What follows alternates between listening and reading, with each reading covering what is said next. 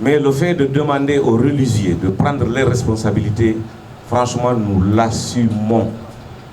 Il faut que les religieux parlent. Si je dois être là-bas demain, ils n'ont même pas besoin, moi, de m'arrêter. Avec un simple coup de fil, je me rendrai.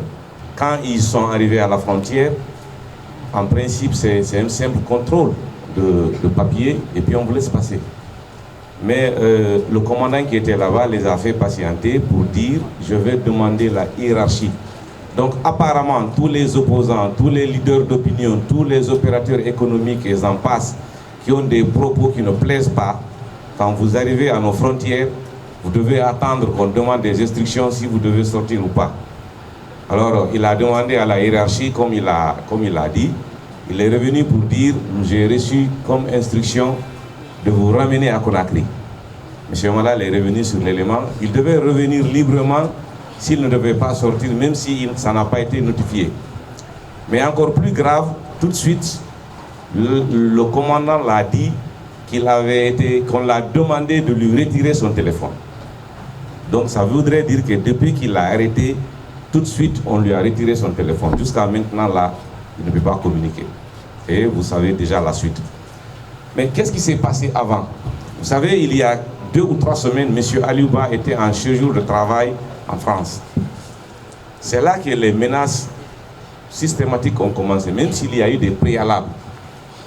Il est revenu et dans la nuit du 16 au 17 décembre, il a reçu un appel de M. Bala Samoura, du haut commandement de la gendarmerie, lui disant « Monsieur Ba, à l'instant, je suis en train de regarder une de vos vidéos qui dérange le CNRD. » Il a dit « autorité ». C'est quand le président l'a dit « mais vous parlez de quelle autorité ?» Il dit « je parle bien du CNRD ». Monsieur Ba lui a dit « écoute, moi j'assume mes propos, je sais ce que j'ai dit dans mes interventions, je les assume. » Ces propos, c'est quoi? À l'Assemblée générale du 14 décembre, ici au siège, M. Ba a lancé un appel aux religieux en leur demandant de parler aux autorités, de leur dire d'arrêter les kidnappings, de leur dire de libérer les personnes arrêtées. C'est ça les propos qu'ils ont qualifiés d'incitation à la rébellion. Le son existe, la vidéo existe. On va la mettre à disposition des journalistes. Vous allez en juger les faits. Vous allez écouter et voir et entendre ce qui a été dit dans la vidéo. Alors, ils ont prolongé les échanges, M. Bala Samoura et Aliouba. M. Bala lui a dit, écoutez, est-ce que vous savez qu'on peut vous demander des explications sur vos propos? Il a dit, mais il n'y a pas de problème. J'assume mes propos. Je suis prêt à recevoir une convocation pour aller m'expliquer. Et donc nous, après le compte rendu, on s'attendait à une convocation régulière pour dire à M. Ba d'aller s'expliquer sur ce qu'il a dit. M.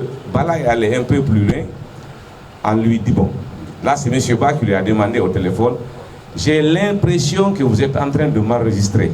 Alors c'est un interrogatoire ou bien c'est un entretien simple? M. Bala aurait rétorqué, écoutez, nous à la gendarmerie c'est comme ça que ça fonctionne. Même si c'est un entretien simple, pour des besoins, on peut enregistrer. Mais il a dit, en principe, si vous devez m'enregistrer, vous devez me tenir informé que je suis enregistré. Ça n'a pas été le cas. Mais néanmoins, vous pouvez enregistrer. Ils l'ont enregistré et au finish, M. Bala a dit, alors on va voir. Et nous sommes en train de voir, parce qu'il nous a fait voir. Alors, M. Moïse vous a dit que depuis le jeudi, il est là-bas au niveau du haut commandement de la gendarmerie et on lui reprocherait d'avoir tenu des propos offensants à l'endroit du chef de l'État et je pense d'incitation à la violence. Je viens de vous éclaircir un peu le passage et on va vous remettre la vidéo incriminée.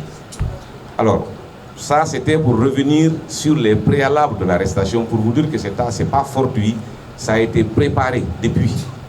Et franchement, ça ne nous étonne pas, ça ne nous agace pas, ça ne fait que nous réconforter parce que nous combattons pour la liberté, nous combattons pour la démocratie, nous sommes un parti politique responsable, légalement établi. Nous n'avons rien à cacher.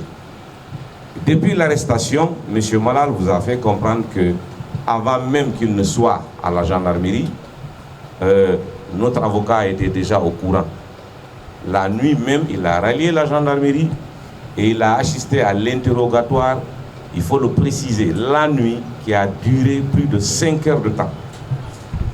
Il a passé la nuit là-bas. Et je vais quand même dire que avant l'interrogatoire, les autres responsables, en l'occurrence M. Aliou Sow et le chauffeur, il y a eu un léger interrogatoire les concernant et aussitôt on les a libérés et on les a intimés de quitter les lieux du haut commandement. L'interrogatoire de M. Aliouba a donc continué tard la nuit parce que l'avocat n'a pu rejoindre son domicile qu'aux alentours de 5 heures du matin. Je ne sais pas si juridiquement on doit faire des interrogatoires aussi tendus comme ça tard la nuit, ça c'est les juristes qui vont nous édifier là-dessus. Donc concrètement, nous sommes des légalistes et nous suivons la procédure. Nous sommes à l'écoute de notre avocat et nous on pensait que, puisque pour le moment on ne nous a rien présenté de consistant comme élément l'incriminant ou le maintenant en prison, on a demandé à ce qu'il soit purement et simplement libéré.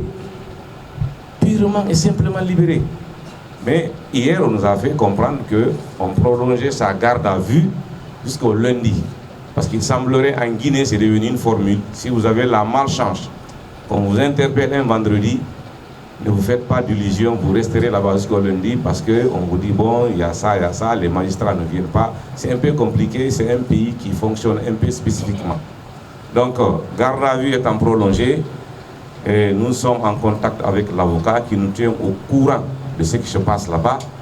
Et je pense que s'il y a des éléments nouveaux concernant la procédure, s'il doit passer devant un juge dans un tribunal de la capitale, et à travers la cellule de com, nous vous reviendrons avec beaucoup plus d'informations et pour vous tenir au courant de la suite. Mais je veux vous dire, c'est vrai qu'aujourd'hui il y a des problèmes dans ce pays. Mais le fait de demander aux religieux de prendre leurs responsabilités, franchement, nous l'assumons. Il faut que les religieux parlent. Si je dois être là-bas demain, ils n'ont même pas besoin moi de m'arrêter. Avec un simple coup de fil, je me rendrai. Et quand il y a un problème, même dans la famille, vous allez chez les parents pour leur demander de trouver un terrain d'entente s'il y a un problème. Les religieux sont écoutés, ils sont respectés. Tous les jours que Dieu fait, nous allons à la mosquée. Les gens, il y en a qui vont à l'église. Quand vous demandez à des choses comme ça, d'interpeller, de leur demander de respecter leur engagement.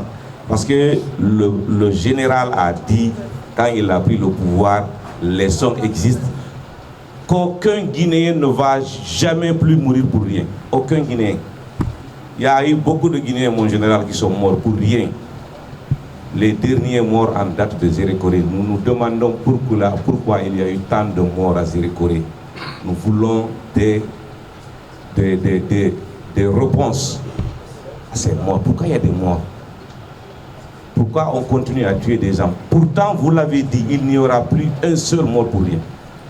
Vous vous êtes engagé devant le peuple de Guinée, devant l'opinion nationale et internationale à organiser des élections avant le 31 décembre 2024. À moins que ça ne soit par miracle, je ne vois comment on va organiser des élections en 2 ou 3 jours. Peuple de Guinée, on nous a bernés depuis les indépendances. On continue encore à nous berner. C'est à nous de prendre nos responsabilités. Nous, on n'a jamais appelé à la rébellion. On n'a jamais dit aux gens d'aller caillasser les véhicules des gens. On n'a jamais demandé à nos militants d'aller barricader des routes.